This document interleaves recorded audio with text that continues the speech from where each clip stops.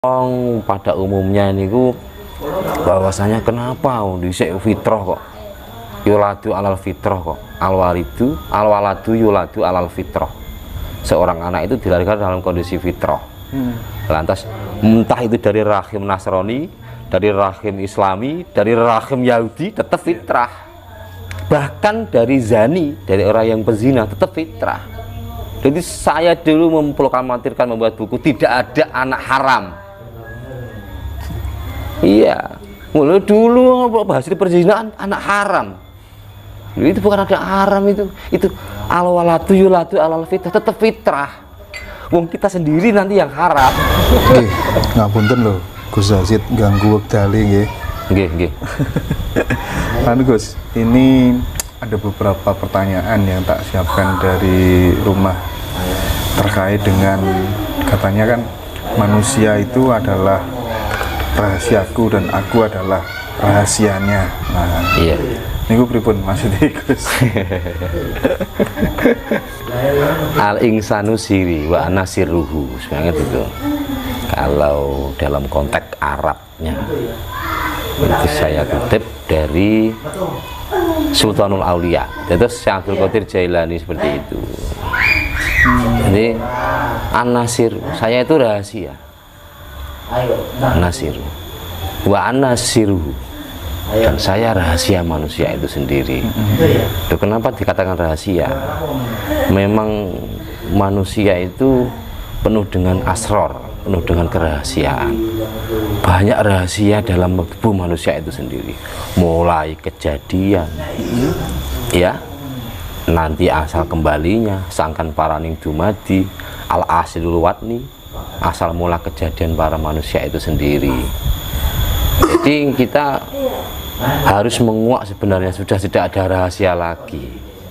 Nah, rahasia itu yang belum dikenal oleh kalangan nahdiyin atau kalangan orang-orang umum itu letaknya pada nur cahaya itu sendiri, cahaya qudsi. Cahaya qudsi. Iya. Apa itu Gus? Roh. Oh, Namanya roh qudsi. kayak roh idofi gitu. Iya, kayak roh idofi. Iya, kalau idofi lebih dimaknai idofi itu karena paling dalam, paling tersembunyi. Nah, cara ilmu hakikat lah. Ya, paling dalam itu katakan oleh idofi. Nah, itu kan memang kejadiannya manusia di situ. Awal mula kejadiannya di situ. Loh, ketika kita berusaha menggali rahasia itu, kembali pada konteks arafah nafsah. Jadi dalam nafsah ini ada nafsi, ada nafsah. Ada nafsi itu sebagai nufus. Nufus itu siapa? Suatu makhluk juga. Yang bukan makhluk adalah zat daripada cahaya itu sendiri. Cahaya itu sebuah itibar. Jadi pancaran Allah itu adalah ibarat. Ibarat ada zatnya di situ. Seperti jenengan niki nggih tanpa disadari. Karena wajar toh. Oh, aku iso mangan, aku iso mergawe, aku iso mbojo. Lah, bahasa aku itu dimulai kan dari awal. Iya toh. Bukan masalah kita mengakui sebenarnya. Gitu. Bukan kita mengakui. Jadi itu kebiasaan karena sudah tertanam dasar seperti itu. Jadi muasis yang terkandung dalam roh asal kejadian manusia itulah rahasianya. Aku adalah rahasianya. Aku adalah rahasianya. Iya, itu. Jadi roh kutsinya. Iya. Itu sudah memang al insanu siri wa ana siruhu, menungso ki rahasia dan aku ki rahasiane menungso itu. Kalau ini Gus, kalau di dalam level-level apa ada syariat, thariqat, itu kan umumnya kan syariat, thariqat, hakikat, makrifat. Iya. Tapi menurut panjenengan syariat, thariqat, makrifat dulu baru hakikat. Iya. Biasanya gimana? Nah, gitu. Kenapa hakikat? Memang waktu di Wonogiri kemarin tidak saya ulas total. Buat siasatul fikroh, jadi siasat metode gitu. Jadi kenapa Syekh Abdul Qadir Jailani mengatakan bahwasanya makrifat adalah tingkatan yang ketiga? Karena makrifat sendiri adalah suatu ujian dan suatu hadiah dari ketekunan kita, dari intensitas kita, dari istiqomah kita ketika menghamba. Ya, itu adalah makrifat. Jadi makrifat bukan tujuan. Kalau makrifat itu pada terakhir, ya, urutan yang keempat atau yang tertinggi, itu namanya sudah makom, sudah paling level tertinggi. Iya. Belum tentu orang-orang makrifat itu mengetahui hakikat. Oh gitu ya. Iya, belum tentu, karena suatu hadiah. Woyo sampean dekat dengan Umaro, wah akhirnya diberi hadiah BMW, yang lain tidak.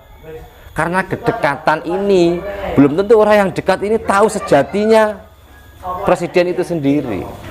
Oh gitu. Iya, itu hakikat. Karena makrifat membahayakan, riskan.